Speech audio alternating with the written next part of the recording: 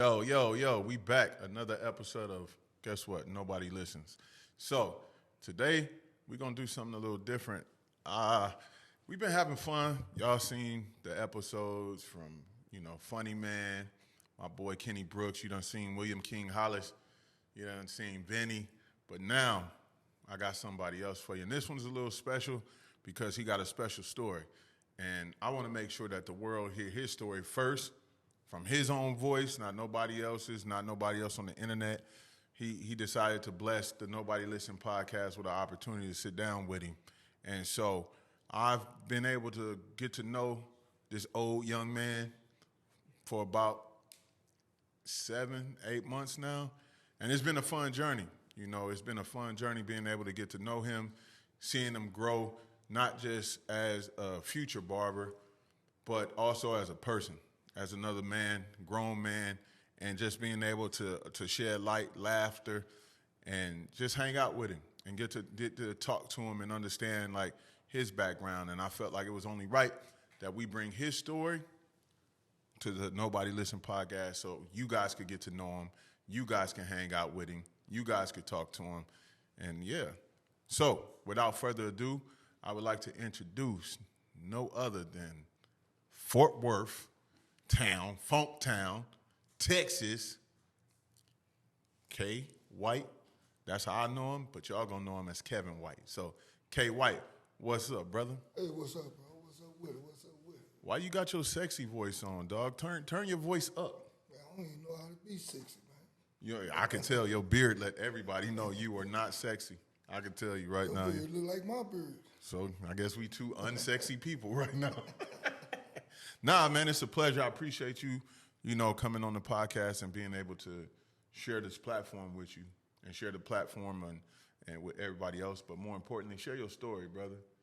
Yeah, I like to appreciate you, bro. Because the name of your podcast, nobody listening, but I've been listening to you since May the 6th. Yeah, I'm glad you decided to listen. More importantly, decided to trust me. You know what I mean? Hey, man, being in the position I'm in, man, you don't trust no man, but the thing about life, you got to trust somebody. Yeah, that's important. That's important, bro. So let's jump right into it, man. You done had a hell of a journey. I really have. Yeah, I seen you reminiscing right now. You close your eyes real quick to think about it. But let's get started, man. Coming from Fort Worth, Texas, man, not too many people, we hear about Fort Worth, Texas around the world. But, what's your perspective of Fort Worth, Texas? Fort Worth, Texas is the New York City of small towns. I can say New York City is the biggest city in the world, in the United States. Fort Worth is the biggest city of country towns. So I know that before Fort Worth, Texas had this stigma around it with Stop Six. You got the South Side. You got all of that going on. What is it about Fort Worth that make people question Fort Worth, Texas? Fort Worth pretty much got its own identity. Mm-hmm. It's so close to Dallas, and everybody started focusing on Dallas. But Fort Worth got its own identity. You had Dallas people never came down 20 or 30 to even mess with Fort Worth people. But if you look at the reality was, all the Dallas street hustlers interacted with the Fort Worth street hustlers. They came to Fort Worth to do all their dirt, to bring back to Dallas to do their dirt. Wow, that's crazy. So, growing up, let's talk about your childhood a little bit. I've been able to hang around the family, get to know some of the family, and y'all family is funny as hell, bro. From your grandma, so I know why you act the way you act. Cause I done met your grandma, I done met your mama, your sister, your brother. You know what I mean, and close people. And it seemed like y'all got this thing, boy. Y'all straight shooters. Straight from the hip. Straight from the hip, and y'all don't hold your tongue. You're going to say what you want to say, and you don't care how other people feel about what you say. And, is that like a gift and a curse? Well, it's a gift because you're able to be straightforward. it's a curse that you be so straightforward that the person that you really like or like you be so straightforward to them, you'll hurt them. And that's not your intention to hurt them. So in my mind frame, me, if you don't want me to know about it, you don't want my opinion on it, keep it to yourself. Because you know what's going to come out of my mouth. Yeah, I learned that fast. I learned that fast. And like I said, your whole family like that. Hey, man, that's where we brought up. You know what I'm saying? From my granddaddy, my grandmama, to my mama, me, my little brother, my little sister. She out of control. But she one of the conservatives. You know what I'm saying? She got my grandma, my mama, off in her, but then she a younger version of them. So you got to look at those. Wherever my mama felt though she went wrong at, not only with herself, but with me and my brother, she made the corrections within my little sister. You know what I'm saying? So my little sister, she educated ignorant. So what are you? Huh? Just ignorant. Just a stupid damn fool. Yeah, that's what it, nah. But you know what? I think, man, sometimes some people can't take that from you, but I love it. I find humor in it because you just being you. You just being real, authentically you, and people seem to have a problem with you being you. Because the hardest thing in life for a man to do, bro, accept his own faults. Yeah. You know what I'm saying? If I do something to John, you can swallow that pill, but when John do something to himself, you gonna break that pill down, nibble on it. It's gonna be bitter, nasty. You gonna have people come, man, John, what's wrong with you? Oh man, ain't nothing. But you dealing with you. You know what I'm saying? But how should I put it, bro? When you able to accept life for what it is instead of for what you want it to be, you know what I'm saying? You're a whole different person. The world is so different, and people can't do that. It takes a real rare, different individual, you know what I'm saying, as they say, abnormal, retarded person. You know what I'm saying? You go back to everybody that was great in life, whether in sports, whether in education, just, Nicodemus, Einstein, Jordan, Kobe Bryant, Shaq, Magic Johnson, they was different. You know what I'm saying? And they understood life. You know what I'm saying? Even right now, Kyrie Irving said something that shook me up. It made a lot of sense. They asked him, what's the world round? He said, ain't no way in the world around. Everywhere he tried to go straight. He said, everywhere, did nobody understand? They said, man, he crazy.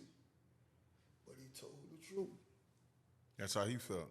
That's how he felt. So are you saying Kyrie Irving like Christopher Columbus? I'm saying Kyrie Irving is a man that knows himself. Yeah. You know what I'm saying? A man speaking his truth, not nobody else's truth. See, we say the world around because we look at the pictures and things that's been painted by somebody else, but not by yourself. Right.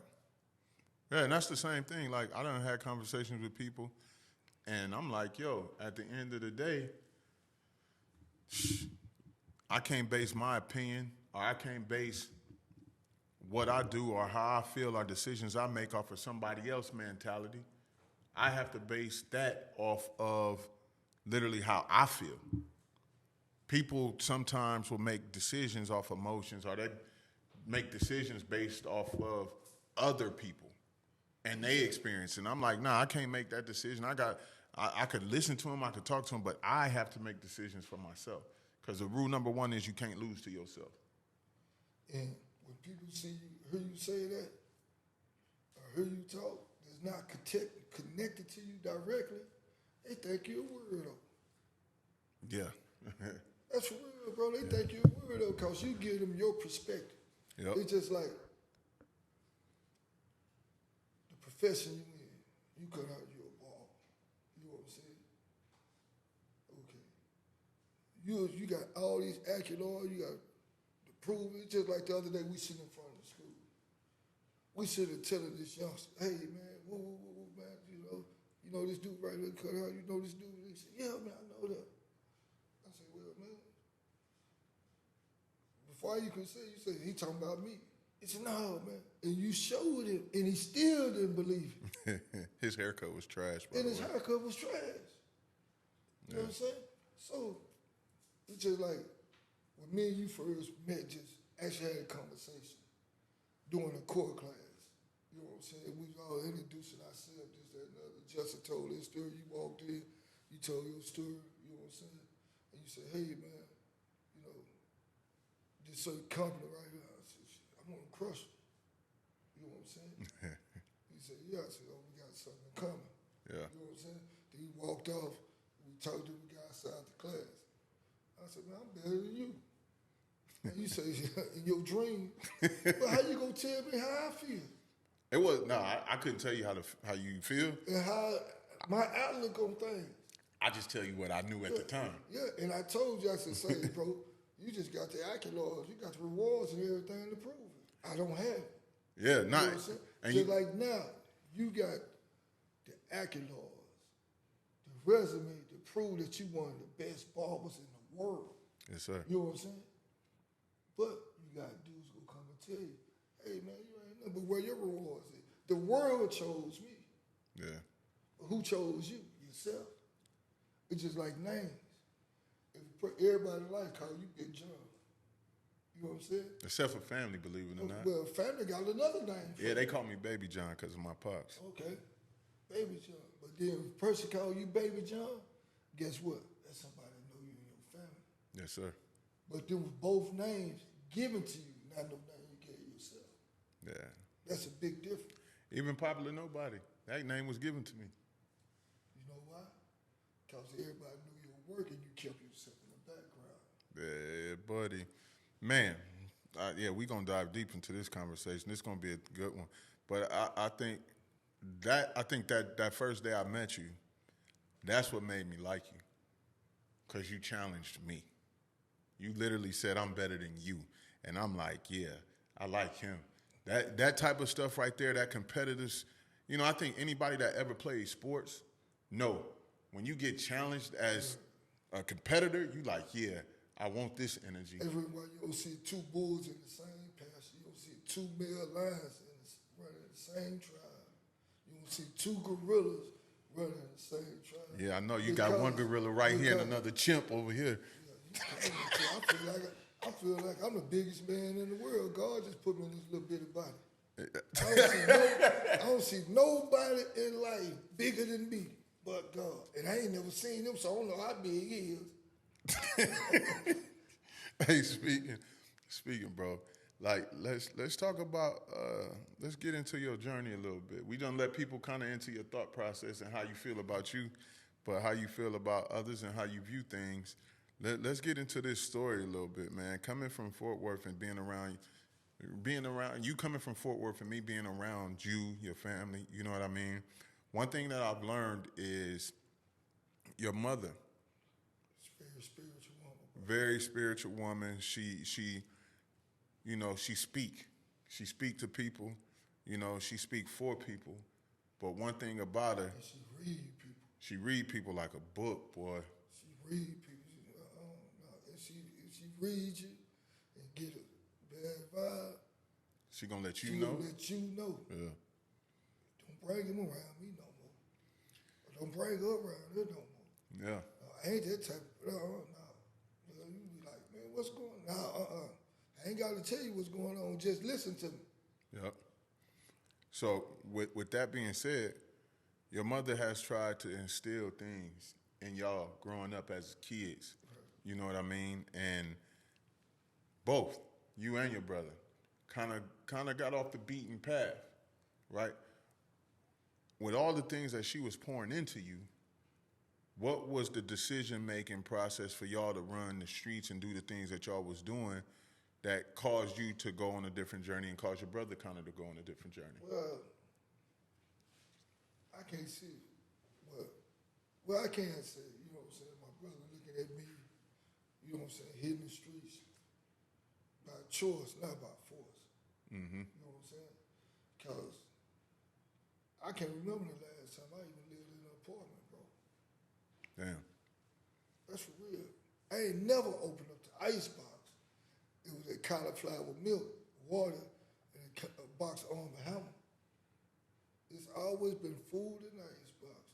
I was wearing polos, Neiman Marcus. I had Nike when everybody else was wearing Converse. Chuck Taylors. Mm. You know what I'm saying? And those was my plate shoes. Chuck Taylors were where everybody else, they was their school shoes. So what led me to the streets, bro, was it was exciting. You know what I'm saying? And I had Television, Atari, ColecoVision, Nintendo, Sega, you know, all the happening games from the first time they came out to I got locked up. I had all the happening games, you know what I'm saying? Go with my cousin, they got arcade games, pool tables and stuff. So it was just the three I hung with the dudes that were less fortunate. You know what I'm saying? That had to go out there and scratch and pull for a meal. You know? And to me,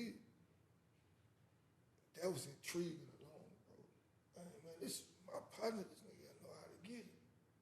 But then my godmother lived in the projects. You know what I'm saying? And I was sure entrepreneurship because I had an uncle that worked at Xerox. My granddaddy always had his own business. Forever, he had a barbershop and a club next to it. You know what I'm saying? Yeah, my mama friends had different boutiques and gas stations. And so when I went to the projects, I used to have my homeboy, they go up in the store. We still in the popsicle. I'm getting the popsicle from selling back to him for 25 cents, 50 cents. You know what I'm saying? Yeah. So the hustler mentality, the street dude mentality was there. But as I got older, it changed. Instead of me doing something positive and leading to the negativeness, which was streets that all my partners that I growed up with ran to. That was easy. You know what I'm saying? Because majority of them, daddies, uncles and things, was into the streets. Which, you know, I had an uncle that was a pimp, you know what I'm saying, a street dude, but he didn't bring it around us. You know what I'm saying? Yeah. My granddad was a street dude, but he kept it away from us. We didn't see it. The only thing we seen was a barbershop. You know, we didn't know the club was here till after I got older, but he was a pillar of the community. He one of the founders that helped build forward. That's crazy. My granddad, he was the one that helped build forward. And my chance going to the streets, didn't nobody really want to mess with me. Why was The you dudes that ran the street, that had a toehold on the street, they get my partner and stuff to hustle with. They wouldn't give it, oh, you cricket, son. Nah, man. You cricket, nah, that's little cricket, that's cricket. Nah, man, get yourself home, boy. You won't find out you out there. So they was really trying to be what a big homie is supposed to be. Exactly, bro. Exactly. But my stupid ass, you know what I'm saying? Didn't see it that way. Yeah. Oh, man, niggas don't want, you know. You just thought they didn't want to fuck with you. Exactly. Man, what my mama got to do with it? They was keeping me out of the street. They respected my mama so much, they put the hand of protection on me. So real quick though, let's back up because you talk about your uncle, and I heard this story before, man. One night y'all was young, talking about y'all wanted to go get some coochie. And my Uncle Boosie, we came from and back then it was like 89. Back then 88, 89. Hey, you know I called it coochie for a reason. Back then it was coochie. Yeah, back then it was coochie. You know what I'm saying? And they had the concert at Town County Convention Center. You had Troop, Guy, Rogers out, think Janet Jackson, whatever. So it was me, my uncle. I'm the oldest. My Uncle Boosie, me, my brother, my cousin. No, it was just me, Uncle Boots, and my brother. Smoke on with us. So we ride. He take us down roads there. Right there, so you come up on 35, right there where the church there used to be the host road. You know what I'm saying? But they, back in the early, when he was younger, it was the happening spot. But they was all washed up, out of there. You know what I'm saying? Yeah. Has been, like Pop. Hey man, you better stop shooting shots at my pops, dog. Nah, bro. But we ride down the street. So he pulled it like, man, what's happening, man? What y'all want to do, man? So me and my bro like, yeah, man. Man, let's do it. He pulled up. Said, yeah, she agreed. Man, I said, no, man, My bro said, no, Uncle Boots, no. They don't want to do nothing. He said, man, he went and told everybody. Yeah. Everybody. He said, man, I tried to buy the boys some snacks, man. Coochie. They ain't want to do nothing, man. What's wrong? He told my mom, what kind of niggas you raising? She's like, what you mean? Uncle Boots, what you doing taking them down there anyway? Hey, that's funny though, because I think a lot of people probably got them same kind of stories, bruh, Right. that growing up, that's kind of like what it might be. You know what I mean? Growing up, you always had your older cousins, your uncles. Everybody, every male always have a favorite uncle. Hell yeah. Or a favorite big brother that you go around and go introduce him to that. How he introduced me to Wine Thunderbird, you know what I'm saying? He's from San Diego. So he introduced me to wine with the cherry Kool-Aid. And he go, now he's the first one that introduced me to weed. We used to smoke a joint, drink a 40 when we stayed with our godmother. Before we went to elementary school, one joint between about 6 of them. Let me see.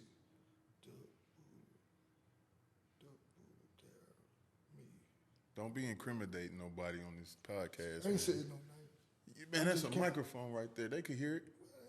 You heard nothing I said. I got to holler just for you to hear. I don't care how put that mic in. All right, bet. We're going to see when this audio come out. You know how to edit it, too. You got a professional cameraman. He went to school for it. Hey, but, you know, let's talk about something, because I think this is important for people to know. And I'm a look into this camera and let people know, like, what we about to talk about is serious, but also what we about to talk about is pivotal because it also changed his life. You know, growing up, you heard the stories of him growing up. You heard the fun. Everybody got the uncle, the cousins that they love, the mama trying to raise him right. But this man, K.White, spent 31 years in penitentiary and out. Concrete is still penitentiary.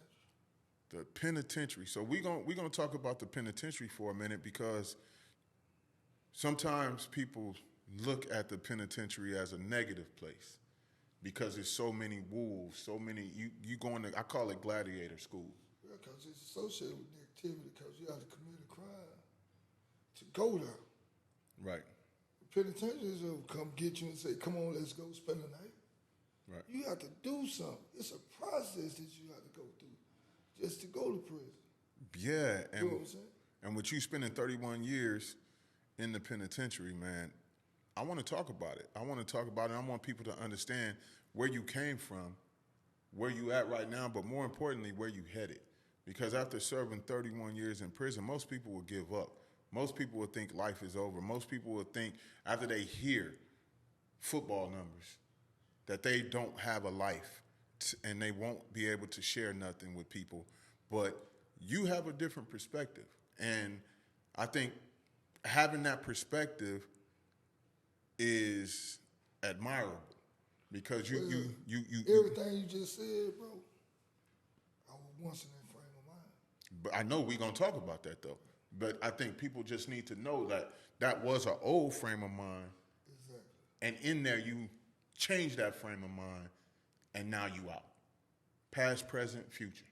You know what I mean? That's what we should call this episode, is past, present, and future, because that's what it's about. And so looking at your 31 years in prison, tell me, like, I don't want you to go in depth because we don't know legal situations and stuff like that, but After 31 years, it's still some legal situation. I don't know nothing about it. all right, bet. Well, here it is. So, tell me, what, and tell me and everybody else listening, what one thing that you did that got you 31 years in the state penitentiary? I killed a man. You killed a man. Yeah, I made a choice and decision 31 years ago. It's still hunting me 31 years later. Do you have nightmares? I ain't never had no nightmare. Ever. I'm not saying that's a good thing or what, but I ain't never had no nightmare. I ain't never dreamed. I ain't never thought about woulda, coulda, shoulda. None of that, bro. That's not, just most people, they be like, that's crazy, but I'm like, if you mess with me, bro, you slight me, ain't about how you go deal with it. It's about how I choose to deal with it. Mm-hmm. You know what I'm saying? If me and you argue right now, you cuss me out to the point where I feel disrespect, not the point that you feel disrespect, but the point if I feel disrespect, then I gotta choose to decide how I'm gonna deal with that form of disrespect. I gotta choose that. Yeah. I gotta make a decision on that. Whether it's if I come to a physical confrontation with you, whether it's talking to you, you know what I'm saying? Then hey, bro, you tripped out, don't do that no more, man. Yeah. You know what I'm saying? Whether it's, man, this nigga went past that limit, I'm finna go on here and do him something. You know what I'm saying? I make them choices and decisions. You know what I'm saying? Mm-hmm. But in this instance right here, I made a choice and decision because the individual slighted me. You know what I'm saying? In the way I was raised, implemented that. You don't let nobody do nothing to you without doing something to them. That's the reason why, right to this day, since you've been in contact with me, bro, since we've been interacting with each other, you ain't never seen me disrespect nobody unless they slight me first. Mm-hmm. You ain't never seen me talk crazy to nobody. Well, we shoot the shit every day with Right. each other. You know what I'm saying? You ain't never seen me be belligerent with an individual. You ain't never seen me but be the utmost respectful and stand-up guy that I know how to be with anybody that I come in contact with. Do you feel like that was the lesson that you learned? I learned that lesson at home. I learned that lesson at home, bro. That seed was planted in me. Them yes, sir, no, sir. Open up the door for a lady, close the door. Excuse me, sir, and all that. If you notice when I talk to anybody, I don't care if they're older than me or younger than me, I call them big homie. Yeah. I ask Joe, hey, what's up, big homie? What's going on with you? Because automatically, that diffuses anything that you got towards me. Any outlook or any opinion that you got towards me, that level of respect that I gave you, change your frame of mind right then and there. Yeah. So, tell the people how young were you when you committed the murder and I was 17. 17 years old. 17 years old. And you got tried as an adult? I got tried as an adult. And what year did this take place? In 1992. 1992. A 17-year-old kid walks into the state penitentiary, and I went to penitentiary about like 93. oh, so I stayed in the county jail about almost 2 years. wow. How was that for you going in as a kid? Because you was a kid, really. You know what I mean? Well, even though your mentality might not have been, but you was still a kid going into. Physically, I was a kid. Mentally, I was a kid. Mm-hmm. You know what I'm saying? Because if I was an adult, I wouldn't have been in the penitentiary. Yeah. I've been having myself somewhere with a job provide. You know what I'm saying? Working and try to provide not only for myself, for my mom, my little bro, my little sister. My little sister was 18 months. Wow. 18 months old when I left. You know what I'm saying?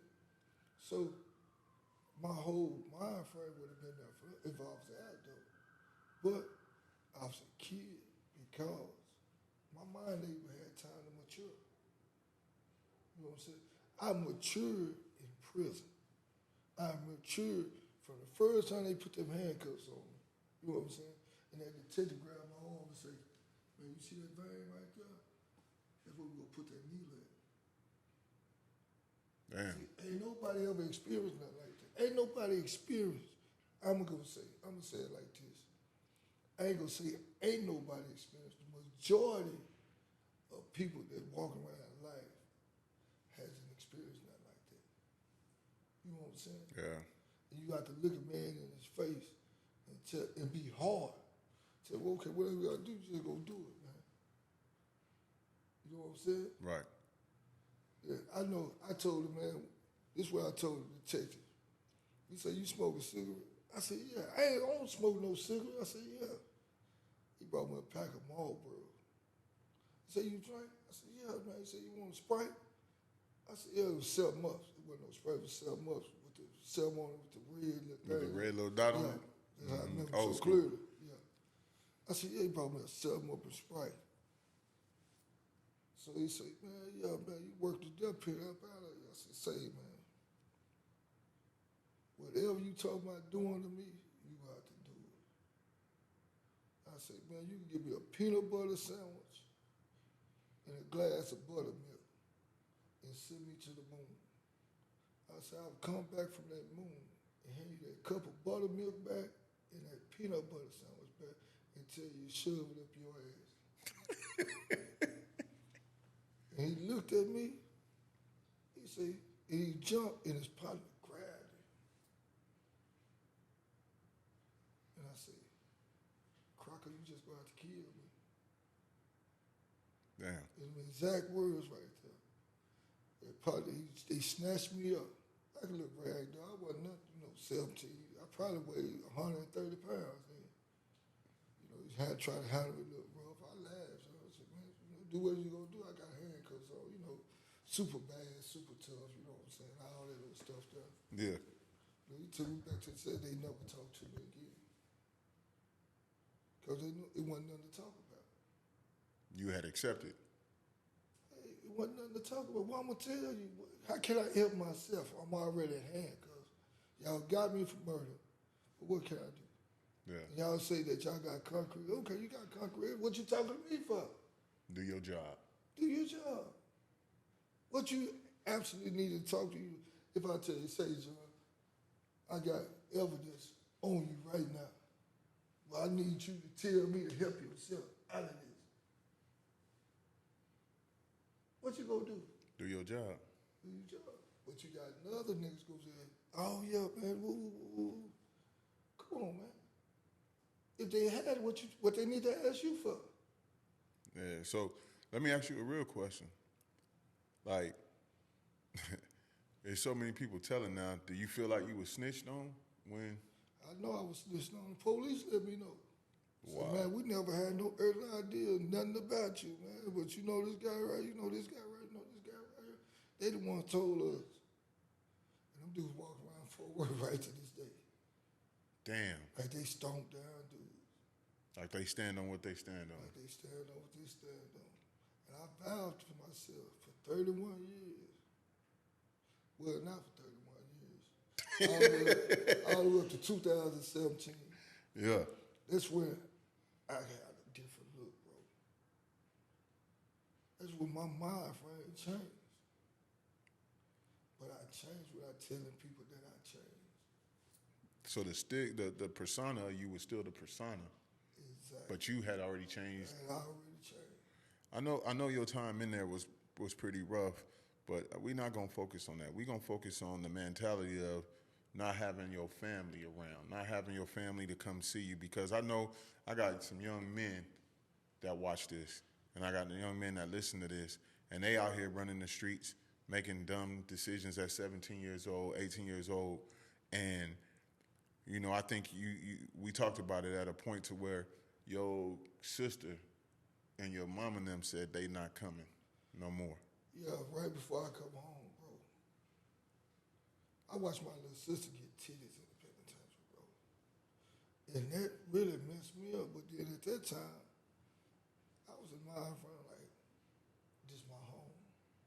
Yeah. I'm dying in prison. I never see the streets. Again, I accepted the fact that the prison became my streets of Fort Worth, Texas. You know what I'm saying? Wherever I went, it became wherever cell block I was, that was my neighborhood. I made sure that I ran the neighborhood. You know what I'm saying? Yeah. Whatever unit I hit, I made sure I had a voice that was the pivotal point of that unit. You know what I'm saying? And I played, and I manipulated, and I schemed, whoever. I didn't care about what no inmate had to say. You know what I'm saying? A person in white that wore what I want, he was minute to me. I thought about the people that left out and came back on a daily basis. The guards. The guards. I tried to figure out, hey man, how can I penetrate them? And the biggest thing I ever came up with, what all of us in this room got in common. What's that? Huh? What's that? We all got a weakness. Yeah. But it's up to you to figure out my weakness or me to figure out Big John's weakness. In the process of that, I got all type of antics that I pull on you, and you don't even know I'm pulling on you. To figure out your weakness. And when I find out your weakness, guess what? I can tap into it. In prison, majority of the guards' weakness is money. They working. Damn, I never looked at it like that. That's crazy. They working. You know what I'm saying? Yeah. And you got the right type of money. You can do anything. The average, it takes a very strong individual to turn down money. True. Especially when you work from check to check. When you work from check to prison guards don't get paid like no doctors. And their life in jeopardy every day that they walk inside a prison. And they mind frame, you walk to a prison, first of all, if you give them $100 and say you're a woman, they gonna want to know where you got that $100 at. Now they curious. And when a person curious about something, you got it. Curiosity killed a cat. They say that's the rule. And that's true. You got it.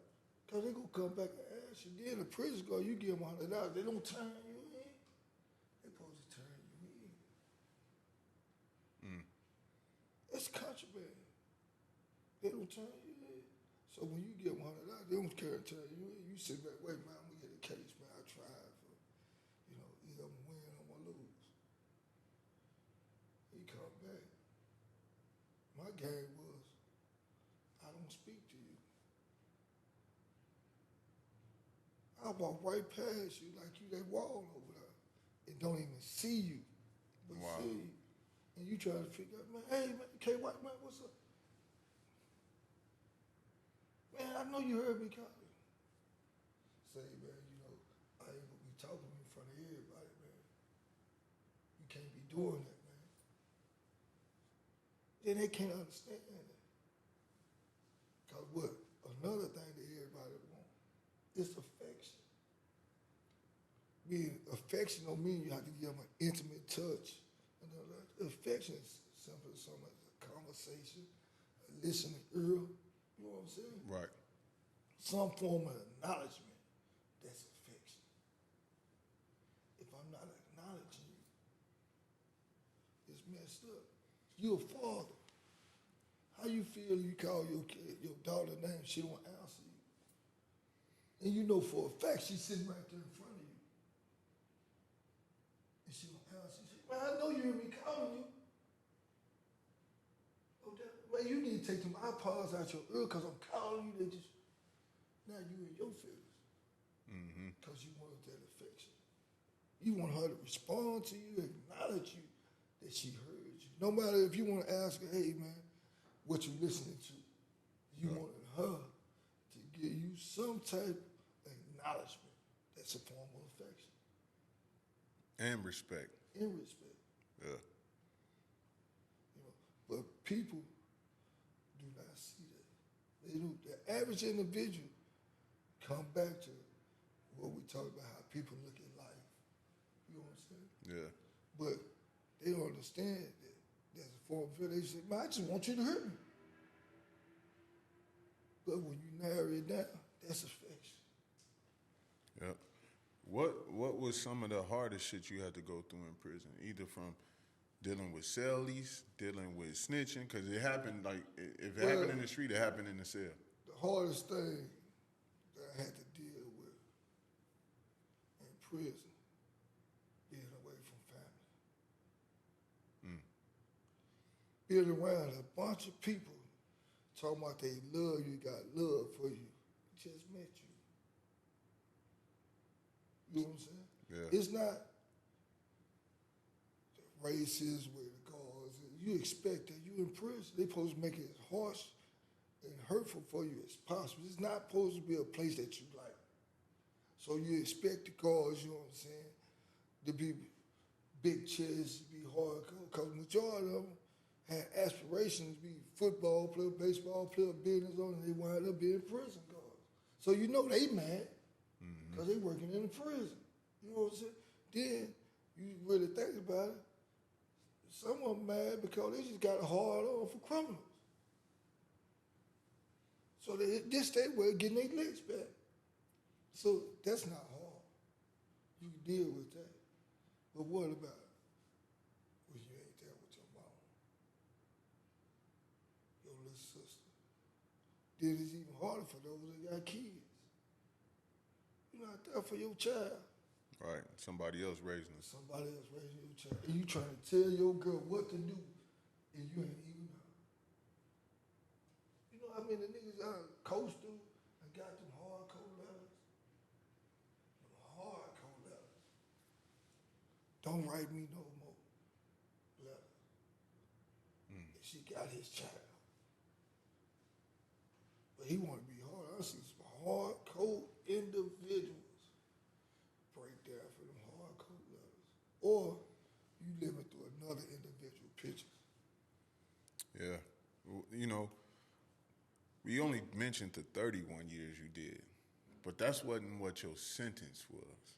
Nah, my sentence was 101 years total. Well, 5 years, that's 114 years. I caught 2 years in prison. So you were basically supposed to do 116 years in prison. Exactly. Well, I got 5 years. I got 5 3-year sentences that was time served. Then I got 2-year sentence that was time served. Well, 18 months time served in prison. It's 5 3-year sentences that I caught in the courtroom because I tripped out in the courtroom. What you do in that courtroom? I wigged out. I just blanked out because I didn't understand how you go from finding me not guilty to 5 years to 10 years to 20 years to 99. I couldn't understand that. Yeah. I couldn't understand that. Then I'm sitting there asking me to acknowledge the jury, and I'm asking the jury, hey man, how did y'all come up with that? The next thing I know, I feel somebody choking me. So if you inflicted harm upon me, I'm gonna fight to the death of it. Yeah, you on to your last breath, basically. Yeah. So when I come to, bro, I was in a holding cell. And I didn't really even know what went on. Because I blanked out. Because you have to understand, I was 19. I got sentenced. With life sentence, I went from not guilty to 5 years to 10 years, 15 years, 20 years to 19. They tell me I got to do 15 years flat. I can't even spell 15. 15 years, you have to think. If a person asks you, bro, you got to do 15 years flat. Do you know how long 15 years is? Yeah, that's 1 year younger than my son right now. Can you imagine? You doing 15 years, bro. People can't even spell 15. People can't even see to the next day. People can't even see 15 minutes, 15 seconds. You talking about 15 years? I said, oh man, I'm finna die in the penitentiary. I made my mind up. I said, man, 15 years, I'm finna die in the penitentiary. I said, it's 1992 to 2007. Back then, they said the world go in 1999. They was talking about it's gonna be the Jetsons and all that. I said, man, come on, man, I ain't finna make it there. Yeah. I had already programmed myself. Right then, I said, don't nothing exist anymore. Nothing. That's what my mind frame was at. Nothing.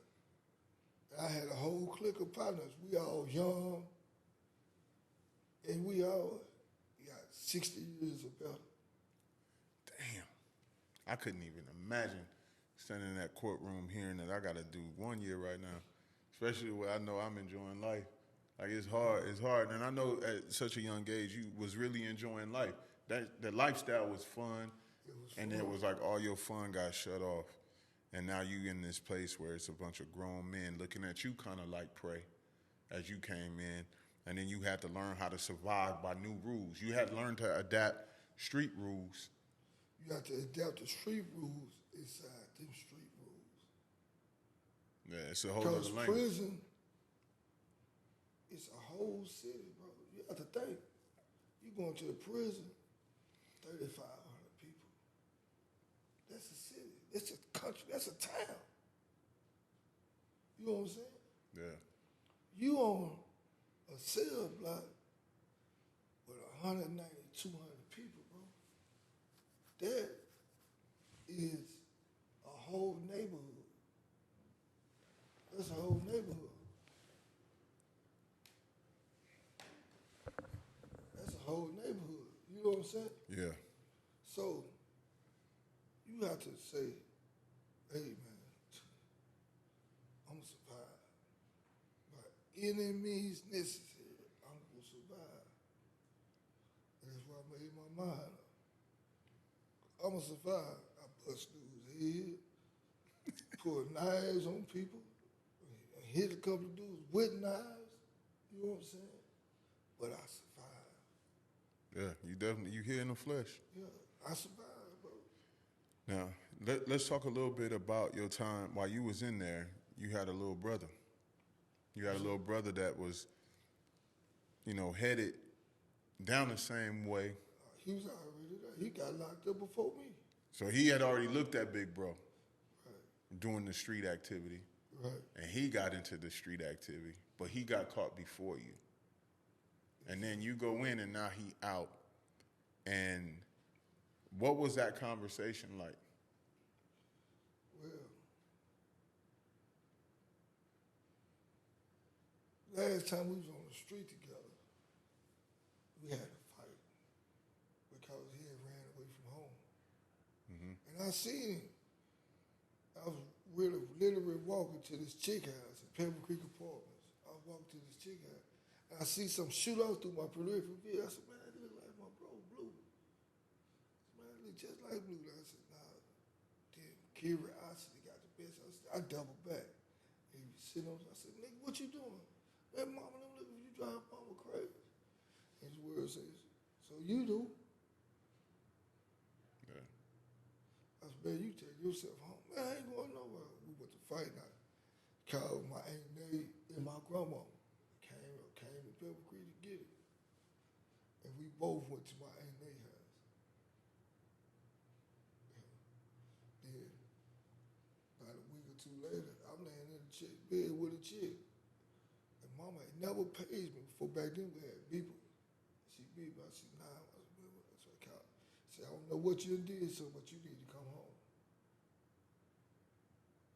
I'm laying there. I said, man, how mama, don't nobody know what I did. I'm thinking about what I did. How mama found out. So the chick in the room with me, I'm in bed. She said, where you You didn't try to tap one more time because you probably knew it was over then. Nah. So I get to my mama's house. She said, I don't know what you got going on. These police telling me. I said, well, she don't nobody know nothing. So I was at the police camp looking for my brother. My mama started praying right then. And I said, man, what Blue and did? Nah, the focus ain't on me no more. Yeah. I'm trying to figure, man, what this nigga did, got these police. Looked at the news, I said, oh man, this nigga tripped out. It was on the news? It was on the news. Oh, yeah, he was in trouble. It was on the news. I said, man, it's crazy. So then when they got it, you know what I'm saying? I'm like, man, that's crazy, man, my little brother. But I wanted to switch up, but you know, they was young before his time. I mean, old before his time, trying to be a grown person when he wasn't nothing but a kid. I was already doing the street thing, you know what I'm saying? So it was like, how can I go from here and go back to the house? Yeah. You know what I'm saying? You felt less than. Exactly. Because you was already providing. Right. I ain't gonna say I was You was providing and surviving for yourself. Exactly, bro. You know, I tell you, doing it, but then at the same time, I'm looking at my brother in his trouble. You know what I'm saying? But I couldn't. I thought I was good because I was doing it and getting away. Yeah. That's the worst kind of trouble to do something and get away with it. You know what I'm saying? And I'm going to see him, fly her mom, come on, man, Charlie wants to go see you. So I'm like, all right. Well, we going to see him on the weekend. I'm still like, well, then I got to the point I didn't want to go down there because I had already been to state school 3 different times. So I was like, man, and I'm doing it in the streets. I was like, man, they can get me. I'm going down there. They going to keep me. Yeah. So now my mind playing tricks on. Because you knew what you had already did. Like the street niggas. Yeah. You know what you doing out here. You dodging the cat with somebody. You get down there, they keep you. But not knowing that, hey man, they ain't gonna keep you. They gotta arrest you first. Right. But my mind frame ain't like that. Now, how do you?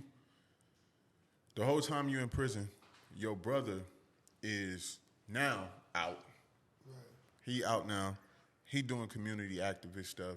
He doing stuff to, help parolees understand like how to handle parole and probation and stuff like that. He meeting with the council. He's showing up and he doing everything. I was real proud of him, bro. I used to steer from down there. I was steering dudes to him. Wow. I was really proud of him. I said, hey, bro, that's what we're doing.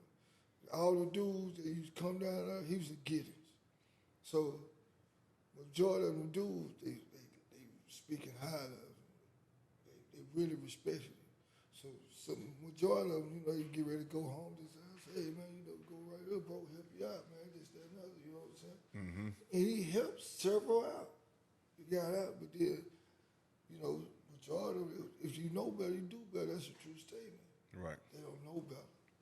So they right I would back. say they know better, but then they can't do better because the situation that they step into. You know what I'm saying? How can you change your life around, bro? Do something different. You get out. Your homeboy that was a little dude, when you went in, got locked up, and you more advanced than him. Now he the big man. You know what I'm saying? Yeah. Now he the one got all the money, all this stuff, and you his partner. Then he been showing you love while you was down there. Now you feel like you're obligated to him. Then as soon as you get out, he gotta give you a little bit of money, but he gonna give you more drugs than he do money. Yeah. And just first thing he'll say, man, fuck with me when you get on. Then he get 2 or 3 dudes that he get, and you putting your man, show my boy the ropes, man, show him how to do things. He just got out. to get you right back to where you Now were. you already right back in. In reality, if he really cared for you, he wouldn't even put you in that type of position. Yeah. You know, and the thing now, like, it's still in prison. Did you ever have to do like solitary confinement time? Like go to the I've been to see. First time I did 3.5 years. Second time I did two years. But during that whole time, bro, I really didn't start doing good to about the 2000. I went to SIG first time. When the Fallen Owls beat the San Diego in the Super Bowl. that catch in the back, huh? In '96, I didn't get out of SIG till '98. Went back in '99. Man, what like you hear people talk all the time, and they say like the SIG make them go crazy, stir crazy, and you doing you like you got so many things. It make weak dudes go crazy. If you weak, and you dealing with your own demons, dealing with self, it come back to what we talked about at first when I said it take a special rare dude to be able to look in the mirror and see life for what it is, not how you want it to be. With you and say it's just like you going in the bathroom, shutting the door. Ain't nobody there, you know what I'm saying? Ain't nobody come knocking on the door or nothing. You dealing with you. You know what I'm saying? This is an example I use to people that never been down that road. I said, what you do when you take a shit? You into yourself. Now, how many days can you be into yourself? How many days can you actually be into yourself? The first couple of times, it's cool. Now, what about that third time? What about that fourth time? What about that fifth time? You know what I'm saying? Yeah. What about the days turn to weeks turn to months turn to years? Then you look up, that spot that you knew was a spot on that wall looked like a roach or something. Now you starting to trip. Now you start to trip. You know what I'm saying? What about you sitting there and that wall look like it's moving? Damn. You know what I'm saying? Or better yet, what about the person next door to you is tripping? I had a white man that used to piss in my cell. Bro, how if he was they got vents in the Now the old units got sealed with balls, got the chicken wire mesh on them. got you. You know what I'm saying? The new units got a mechanical, mechanical got the doors, this, that, and that, you know what I'm saying? Soundproof seals, this, that, that, you know what I'm saying? But the old man used to go, man, you bitch ass nigga, you fuck my mama. What is you talking about, bro? But it's mine. He argued with me, just trying to keep sanity. He was just picking. Yeah. But I'm cool by myself. I ain't got to talk to you. You see me all the time. If I'm up in school, who I'm messing with? Myself. I got one dude that I socialized with, dealt with, since March 6th to today. Yeah. I can sit right there and don't mess with nobody. I go out there and sit on the bench in front of that school, be by myself. Do you find it peaceful that way? Well, it ain't peaceful. I can deal with me. Yeah. Cause you ignorant, bro. I can deal with me. A lot of times you think I'm ignorant. I do things to take. Nah, I see a person. It's a fun ignorant. Right. I see a person, bro. And I look at them, and you can tell when a person got something on their mind, but they just not revealing it to you. They just functioning. Yeah, they You know just what I'm walking saying? through life. Yeah, they walking through life. So I do something crazy, and right, and they go laugh, man. Woo. I did that because in my mind, friend, the way the world is now, you got suicide at all time. Huh? You know what I'm saying? Yeah. So I look at those. I could save their life or save their life. You know what I'm saying? Save, like, we were sitting in front of school that day. We was just sitting up kicking. That little dude come. With the You food? Say, with the food, you say, look, man, where you finna go? Oh, man, I'm finna go out around the street. He said, what you gonna do with the street? He said, man, try to make me some money, give me some food. Yeah. So I said, dang. I instantly saw me and my partners. I instantly seen them little dudes fist to go do something. This working, they just till it got dark. You know what I'm saying? We talked about it that Right, day. right. That we might have saved them young dudes' life that night. For that night, we saved somebody. For that night, I know for a fact. Yeah. We saved somebody because them some rough looking dudes, man. Yeah, they toes was bleeding. Yeah, 3 dudes on one bike. Somebody's car finna come up missing. Purrs finna come up missing. Yeah. Some dude gonna get beat up, and the little one's gonna be the one that disarmed me. Mm-hmm. You know what I'm saying? So I looked at it, I'm glad that we was able to interact with them because they were so happy. Yeah. They were so happy to win that moment. You know what I'm saying? Yeah, they was great. They was great kids. Yeah. And they just was they just was missing. They was in survival mode. Yeah. Like you said, man, I wonder where their mama at. I said, man, we don't know, but we know they came to survive. They had enough knowledge to say, hey, man, we're going to the house. We'll come up some type of way. Yeah. Yeah, that's real. So speaking of where you at now, like let's transition. We talked enough about prison, man. Let's talk about some happy shit. Some shit that really, really matter. It mattered to me. Getting out of prison. Yeah. I know you got a picture, and I'm going to see if I could get that picture from you. From when you walked out of prison, man, the look on your face was pure joy. Man, because that was the time I never thought. Say, man, I've been defied all the majority of my life, bro. Yeah. I salute you for that. Them folks gave me an FI1, bro. What the hell? You talking to me like I know prison terms. FI1, you supposed to be going home 30 days, no less than 45. A month and a half, you supposed to be gone. Bro, they gave me an FI1. I hear that boy for a year. That's unheard of. They wanted me dead in that prison. They did not want me to be released, bro. Why do you think that is? Because you was a menace? I wasn't no angel in prison. I did something that was unheard of in prison. Yeah, we didn't even touch that. Talk about that, man. I did something that was unheard of in prison. I went from ag sig. You can't give us prison. You got to tell us what that is. I went from a level 3 ag sig in prison, which is solitary confinement for the harshest prison there. I went to SEG, like I said, I seen the last Super Bowl I seen in population was 1996 when Frisco beat San Diego. Mm-hmm. You know what I'm saying? That was that Sunday. That Monday I busted dude head. You know what I'm saying? Went to SEG, stayed in SEG from 95. That happened in 90, from 95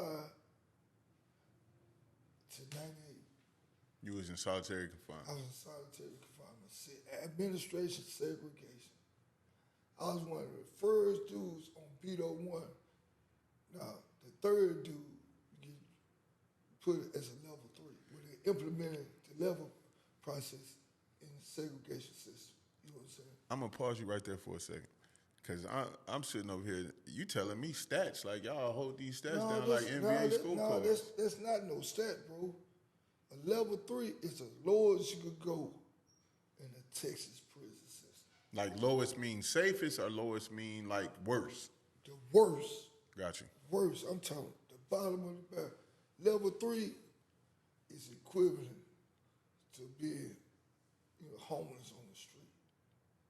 Wow. Now they're changed because people in society that got involved in the prison system. But back then, you could have toothbrush, you could have toothpaste, you could have no deodorant, you could have no hair grease, none of those stuff. So you was just living, serving time? Bro, you just living, serving time. Just living, I'm talking about. Bro, they gave you tooth powder, you know what I'm saying? Now you can have a toothbrush. You had tooth powder, toothbrush, that's it. That's it. You know what I'm saying? You could have no hair grease. Bro, I remember one time, bro, I was buying butter to put on my skin and put in my head. Wow. That's real. I was literally buying butter. Then I got a homeboy, I ain't gonna mention his name. He's out here now. You know what I'm saying? He's working at SIG back then. He started smuggling me grease, deodorant. Then I started hustling. You know what I'm saying? And it was over. I never went without. After that, I never went without. I made my mind up. These folks got my body. They never had my mind. Yeah, I can honestly say, man, you're a strong-minded individual, and that's one of the things. Like I said, I appreciate a lot of things about you. You know what I mean? And that's one of the things because you like my theory is you can only lose to yourself, and you have yet to lose to yourself because you know who you are, know where you at, know where you headed, but more importantly, you know what you want. You know, so just getting back to it, that day that you got free, what was that feeling? What was that emotion? Well, I can't explain it. Not only just stepping outside them gates, bro. When I walk up in the Buc-ee's, I walked up in the Buc-ee's. Buc-ee's like the gas station? The gas station in Huntsville. Hey, look, you gotta sit back. Your microphone way over there. You over here yelling at me. Well, I'm just with the thing about I walked up in You got Buc-ee's, excited. bro. You got excited about Buc-ee's? I'm thinking about how I became, like I've said, I made history in prison. I went from a level 3 ag said to officer ball. Yeah. That was unbelievable. You know what I'm saying? So I had officers bring me buckets, like the little breakfast burritos and things, you know what I'm saying? And I ate at buckets before. Ate stuff that come from buckets.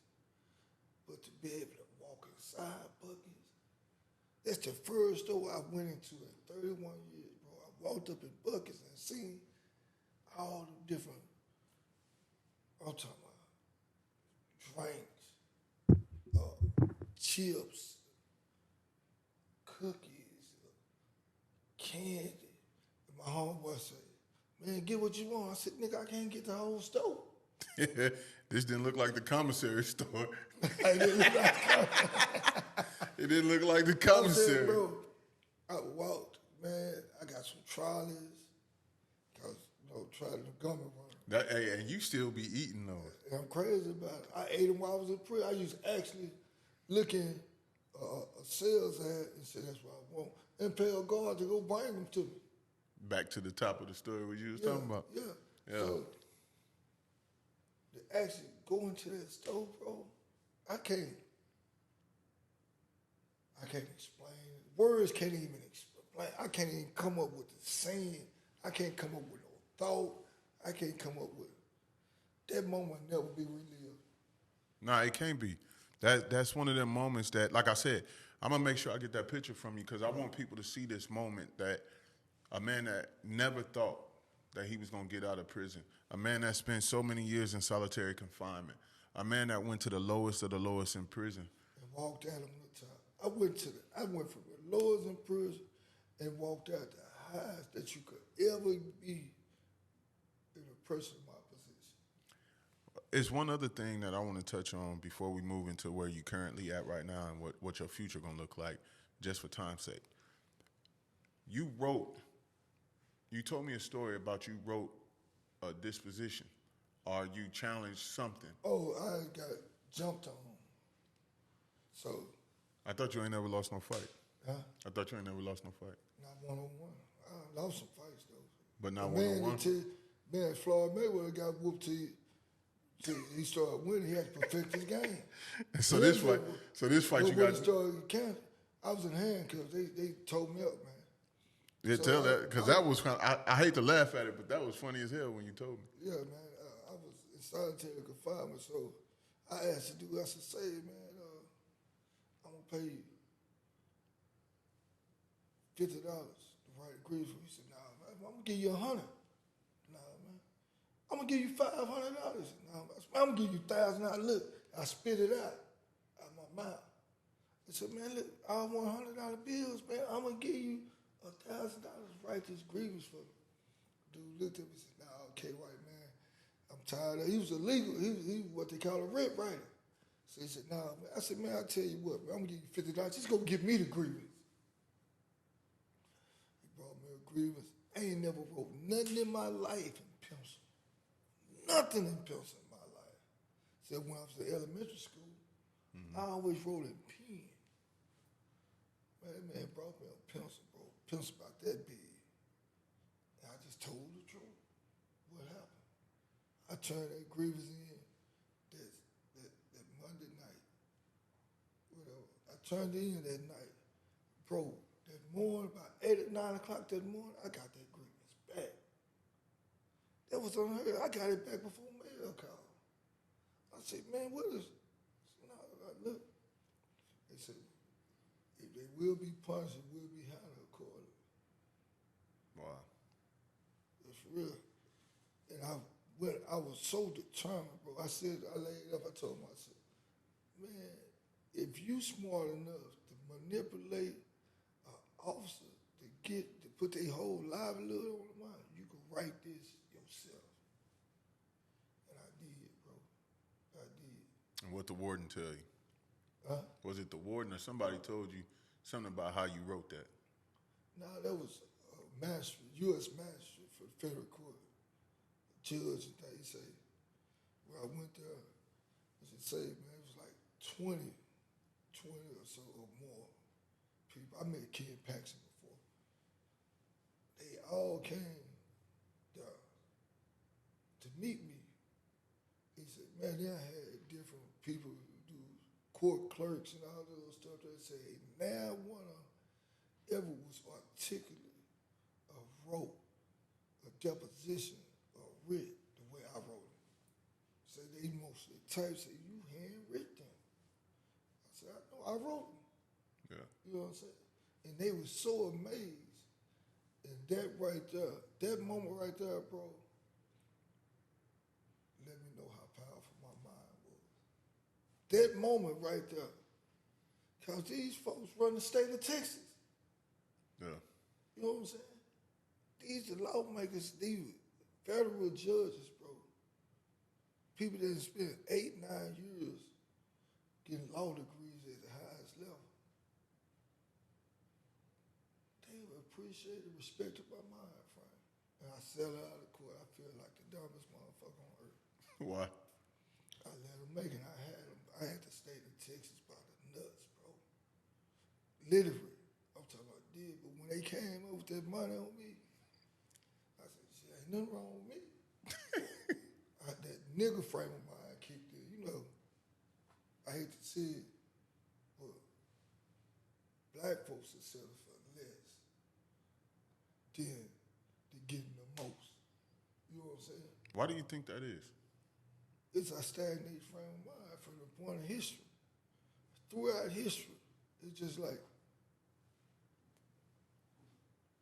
only reason why Nat Turner did what he did because they put him in the field. Once they sold him into slavery, and he worked for his master, and his master said something, and he responded to the master, what you say?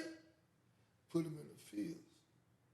When he put him out there in the quarters, with his kind that he thought he was bigger than, he didn't understand it. You know what I'm saying? The same with black folks. You know, the truck you drive, when they see you pull up here, first thing they associate with, they think it's a white guy gonna jump out that truck. They definitely do. But when you jump out of it, man, what you doing in there? They ain't gonna ask you, how did you get it? They gonna ask you what you doing in it. You know what I'm saying? Yeah. That's 2 different mind frames. You know what I'm saying? Really 3, because number 1, they already opinion is associated with somebody of another nationality to go get up out the truck. Mm-hmm. Then when you get out, they gonna ask you what you doing in it. You know what I'm saying? Yeah. Then they gonna ask you what you doing with it. They ain't gonna ask you how did you get it, or try to link up with you, so they gonna go get them one. And then it's just like when a dude hustle for dope or sell it in the hood, he gonna neighbor, it took them, what's the beginning of time to move out the hood like they do now. Right. Even the dudes now, you see, they got $1 million worth of jewelry still in the slums. Yeah. They got $1 million worth of jewelry still in the slums, afraid to get out. If you put this table right here with all type of organic food, different type of seafood, like deep sea fish, you had the luxury to go deep sea fishing, get some of the fish that's unheard of. Yeah.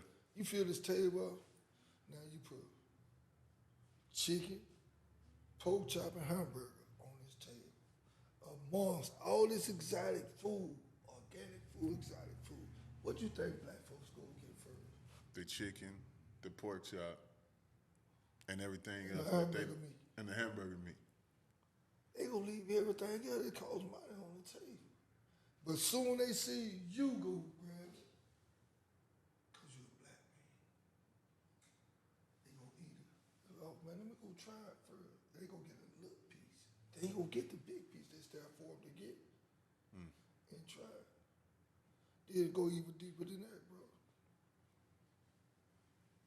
They could amass $200,000-$300,000 living at the projects that they live in. They done seen this Mercedes-Benz or BMW that they like all the time. They gonna go pay cash for it. And guess where they gonna go park it at? In the projects. In the project. They gonna go pay $80,000 or $90,000 for this car. And parking from an apartment that they paying $15, $16 for. It's not even none of this. It's their baby mama. And she's so fool enough to let him do it. Yeah. You see that? Our mind frame is messed up. Even now, with us had a black president, a black female vice president, we still stagnant. And we got just as many businesses now than we ever had because, we never had them. That's why the number looks so good, because we never had them. But to the public eye, to a person that's not familiar with it, we're going to say, oh, man, we got a bunch of business now. But you think about it, we never had them. Look at the grounds that you breaking, bro. Yeah. You doing things that's not unheard of. But how many black barbers is big? Mm-hmm. You know what I'm saying? But how many of them been in the realm that you in? It's very few. Yeah, I think just not to take the interview off of you a little bit, but I think speaking on that for me, I think the problem is, bro, is that a lot of times people don't understand what I do, and it goes back to kind of what you said. They not looking at me and trying to come have the conversation, knowing that I'm gonna get a free game. Exactly. They rather sit back and talk bad about what I'm doing, or look at me like I'm being different, or maybe they feel like I'm out of touch, but it's a difference from being out of touch and out of reach. And you know why that is? What's that? What's the easiest thing in life to do when it comes to judging people? See, judge, you can sit back from afar and make up a story about anybody you want to in your head. The easiest thing to do for me to talk about how ugly you is, talk about the negative, talk about the negative stuff. Wait, hold on. Justin, hit my camera, please. I'm already there. Y'all don't even know Justin working his camera, but let me excuse you for a second. I'm handsome. I don't care what he say. Yeah, you got to think highly of yourself. Yeah, you got to think highly of yourself. But Yeah, nah, I love it. it's easier for me to look at the negatives and talk about it. Yeah. But the hardest thing to do is do what you do, bro. Put that hand and olive branch out and pull your people up. Yeah, man, that's what we're That's supposed to the do. hardest thing to do, to look at a person and talk about the positivity that person does. Yeah. That's the hardest thing to do. Yep. You know what I'm saying? Because we are competitors by nature. You know what I'm saying? Because we want to do better than the next man. Mm-hmm. You know what I'm saying? That's why life, bro, you know, in my mind frame, in your mind frame, which is rare, bro, there's no big me, no little U's. Nah. You know what I'm saying? But in society mind frame, it's a bunch of big me's and little U's. Mm-hmm. You know what I'm saying? And when you walk next to a man, how we gonna be man? I'm gonna look at you as a man, but I want to walk before you. You know what I'm saying? We can't walk so I can't look over and see you. I want to look behind myself and see you. Yeah. You know what I'm saying? And you don't want to walk behind me and look at the back of my head, because it's gonna make you feel less than a man. But a man is, okay, man, you before me right now, man. You leading the pack. Yeah. That come back to what was it you I was talking about? I said, everybody want to be Batman. Who want to be Robin? Robin got the keys to the Batcave. He got access to everything Batman got. Yeah. You know what I'm saying? Without the problems that Batman got. Yeah, I got a hell of a Batman, Justin. Justin is I'm Batman, Justin is my Robin. Like, everybody look at me and look at the work that I'm doing and they're like, oh my God. But they forget about the man that's pushing the keys for did you just burp on camera? Yeah. I know you old. Yeah, you ate the we ain't even gonna talk about what you ate today. True. But you know what I mean? It But wasn't that. yeah. But you What know you say, I'm the only man in the room. But you know, like it's the concept, bro. I always had that team concept, that team mentality. Like, everybody gonna eat, but not everybody built to be a leader. But if you look at and identify who may be the leader, and everybody get around the leader, support the leader, push the leader's job is to now navigate the rest of the way for everybody else. The thing about it is, bro, leaders have to be born, they can't be created. I 100% agree. There's a variety. You have so many, you look at a bunch of these third world countries. I ain't gonna talk about America. You know what I'm saying? Majority, well, I'm gonna say all of their leaders was in position through brute force. Mm-hmm. They attained leadership through installing fear. Does that make them a leader? No. No. You know what I'm saying? Because somebody else lurking in wait to knock them out the box the same way that they got it. That's the animal kingdom. It's the animal kingdom. Now, a leader is one that never overshadow his people. He's going to learn as well as he teach. Mm-hmm. And he's going to follow as well as he is followed. Or she followed. Why you think Queen Elizabeth reigned for so long? You know what I'm saying? Because she followed as well as she was followed. Yeah. You know where I'm coming from? Now, you don't belittle your team that you have built. The hell no. You don't belittle them. You know No. what I'm saying? You don't talk down upon them or nothing. Anything you give them constructive criticism and you build them, you pull them up. Yep. You know what I'm saying? Man, get up. Even when they fall down, man, come on, man. Get up, bro. Yeah. That would build leaders, bro. You know what I'm saying? It's just like you can't create a point guard, you can't create a quarterback, you can't create a wide receiver, can't create an offensive line. They have to be born this. And them the ones that dominate. The ones that were created for them positions in the world life, what they amount to, nothing. Yeah. And you know, over this time for me getting to know you, you was born a leader, and at some point in your life, you just chose to lead in the wrong way. But now, you had the opportunity to get out as a officer barber, and you walk in this journey now as a barber. And you came into the school, and one of the conversations you told me was that you was going to be the leader. And over time, we done had some hardships in there. You know what I mean? And I told you, to be a true leader, I remember this day we was talking outside.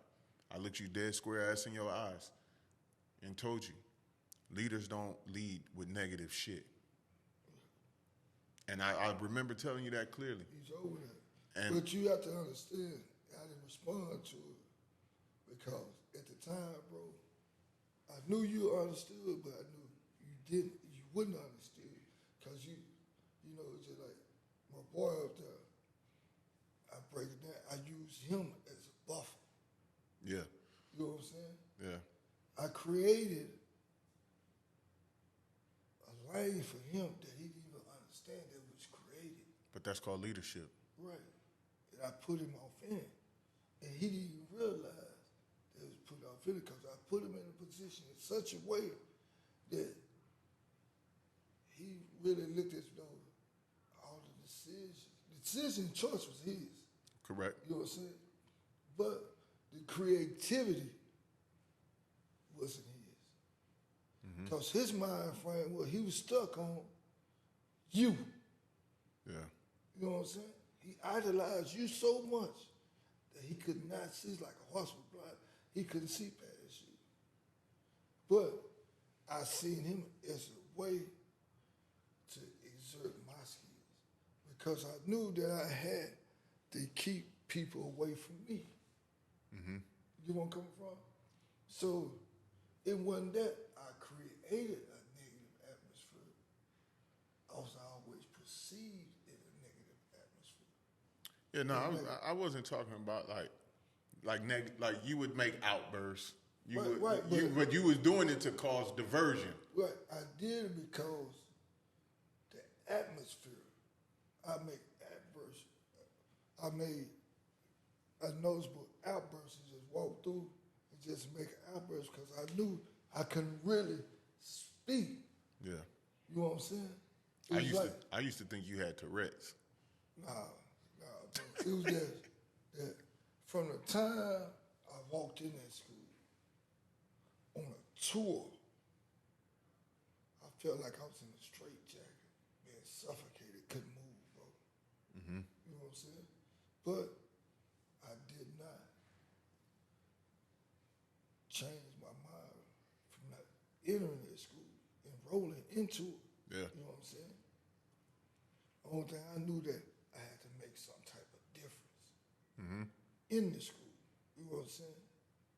And I told my boy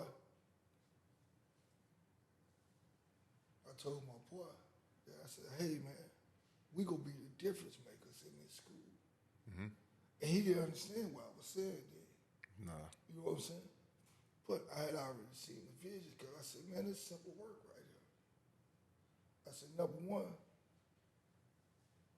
they fear me. And I ain't never did nothing to them. But they fear me because they opinions that's already been placed off in them from somebody else's opinion. They don't know nothing about me. Yeah. You know what I'm saying? So I said, okay, this how I'm working. I made up my mind up without telling you or nobody else how I'm working. Only thing I told you, I said, John, this stuff has to change. Yeah, no, you did, and you worked it, but then, like, just looking at where you at now, you currently about to walk out of the doors of the school. You know I'll be on you about the test because I definitely want you to pass.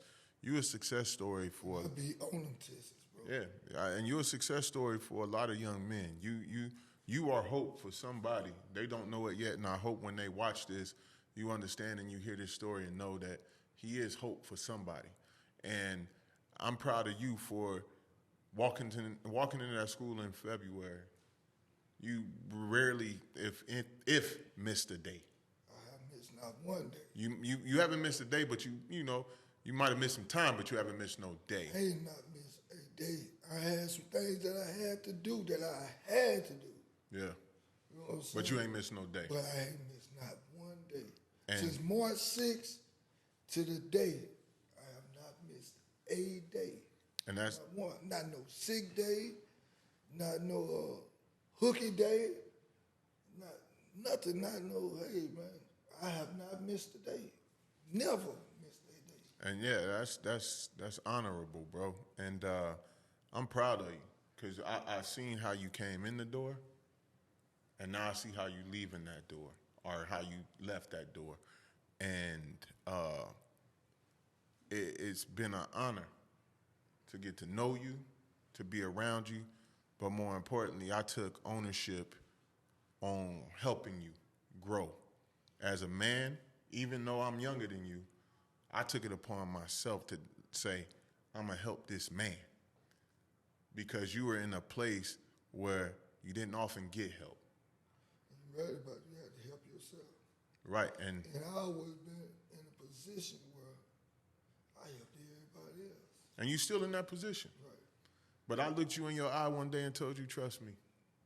That's And what you said. I Sitting in your office. You said, I got you, bro. I said, trust me.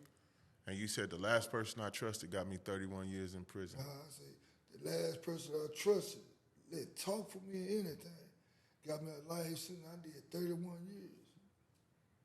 I said, nigga, you think I'm going to trust somebody else? He said, bro, I got you. Just trust me. Hey, And look. You didn't fold. You did better than that person got me a life sentence. Yeah. You know what I mean? And we about to end this, and I'm going to just talk to this camera once again. The whole time you hear us referencing his brother, you hear us referencing Blue. That's his brother is Charleston White. So you done heard Charleston talk about Big bro. Big bro. You only hear him say big bro. You don't hear him say nothing else. But this is Charleston White, big brother. This is the man that people lost hope on. This is the man that got a life sentence. This is a man that's now graduated barber school. This is a man that's looking to open up his own business and be an entrepreneur. This is a man that said, I'm not going to let the streets stop me. I'm not going to let no human stop me. I'm not going to let prison stop me. I'm not going to let nothing stop me from obtaining this goal that I want so bad for myself. And for me to look him in his eyes and tell him I got him, he also got me because he did what he told me he was going to do. I ain't never put you in a position. I told y'all tomorrow, bro, I ain't going to ever put you in a position where you have to defend me. And you didn't, but now I need you to do something for me. What's that, bro? I need you thought I was going to be funny, but I need you to look at that camera right there and talk to some young man that could possibly be listening to this that need to know something from you. Straight up, bro. They have to base their life. Well, you have to be considerate in decisions and choices you make in life. Because in them decisions and choices, it's going to be sacrifices. We all make them on a daily basis. But the thing about it, them decisions and choices, them sacrifices you make, you got to make sure they're not detrimental. That they won't come back and haunt you in a negative way. That the decisions and choices you made, John, over your life period, you made them in the past. I know some things that you wish you go back and change and do without, but that's life, bro. Mm-hmm. It's life. Ain't no going back, it's going forward. You know what I'm saying? And the only majority of people get themselves in trouble because they compete against people. They come back to what I was talking about dude seeing you in your truck, or the dude in the projects go get something big, a Benz, a BMW, something, come park in an apartment. But the biggest competitor, any person you compete against should be yourself. That's me. I compete against myself over daily. That's why I say I defy odds. When I entered that school March 6th, I knew the deck was stacked against me because America's eyes have never came in contact with a murder. Especially you talking about kids in the barber school. They've been looking at the prison story, NCSI, or the new black 60 seconds, 60 minutes in prison, this, that, and other. They've been looking at all this stuff. People do things on YouTube, dudes doing the YouTube videos, making things looking like it's good and happy in prison. But hey, bro, ain't none of that happening. When you're away from your family, your kids, your loved ones, they ain't showing you them long moments. They sitting in the cell by themselves. They do holding that camera. He ain't showing you when he's sitting by himself. The meat moment when you got to take a journey within. It's more fun out here, bro. I like going to restaurants. I like putting on this. You know what I'm saying?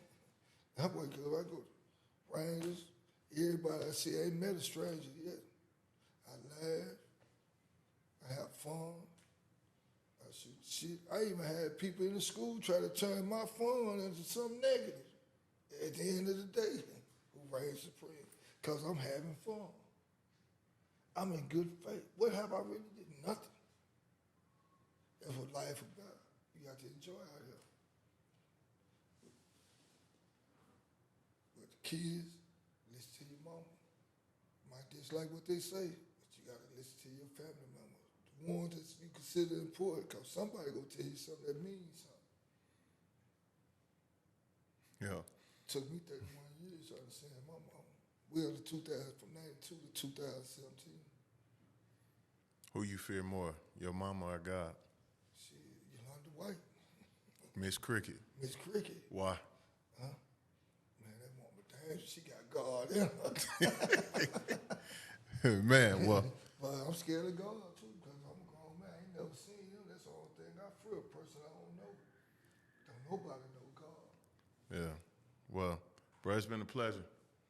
It's been a pleasure to sit down with you. It's been a pleasure to be the first person to really get your story. Really put your story out there. Right, bro. We ain't even scratched the surface yet. Be good in this. So we gonna keep going. Yeah, we just introduced people to where you at. Yeah, bro. But now we gave from March 6th to now. Really yeah. From February the 3rd when I walked out the gates to now. Yeah, so you saying you coming back?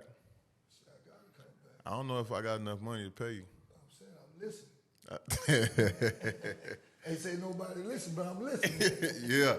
Well, look, bro, I appreciate it. I appreciate your time. I know you got to go, but it's been an awesome opportunity to sit here and really rap with you and share your story and put it out there to the world, because it is important for young men and women to see that you can go through life, make mistakes, have adversity, come back from that, and continue to be great. I'm going to do something I ain't never did to now niggas' life before. Well, wait, I think you about to say something good. Sit back so I want everybody to hear this. I'm going to do something I ain't never did before in life, bro. What's that? You know what I'm saying? I ain't never had nobody be in a position where I want to thank them and appreciate my appreciation to them, bro. From March the 6th to this point in time, bro, you ain't never did them show me that you're a real nigga, bro. I'll tell you straight up, bro. I like to just tell you. Oh, man. Hold on. Appreciate it, bro, for real. Yes, sir. For real. Yes, sir. Yes, sir. Because you made it possible for me, man. I ain't experienced no hard feeling in the 8 months I've been on the street. I don't even know what hardship is. That's what's up. That's for real. I don't know what adversity is other than being successful, how to succeed. You know what I'm saying? Only thing I lay up and think about every day in life, how to make today better than yesterday. And hey, we call it a 10% shift, or we call it just being better, like you said, being better than what you were. And I hope that whoever listened to this interview, whoever watching this interview, understand that the power of making that shift start within. Start within. So, like I told you, bro, I appreciate it, and I'm going to leave you out with this. Everybody need a chance. Everybody need an opportunity. Some people need more than others, but one thing, never give up on yourself. Never stop believing in yourself, and it ain't over till it's over. As long as you can breathe, you can fight. As long as you could wake up, you got a chance, you got an opportunity. And that's what K.White did. He took his chance, he took his opportunity to live and continue to live no matter what the situation was. Now, he a survivor of prison. He a survivor of Gladiator School. But more importantly, he writing a story for somebody else to read and see that it is hope coming out of Fort Worth, Texas. So, from me to you, I hope you listening now, but if you ain't, nobody's still listening. Appreciate y'all.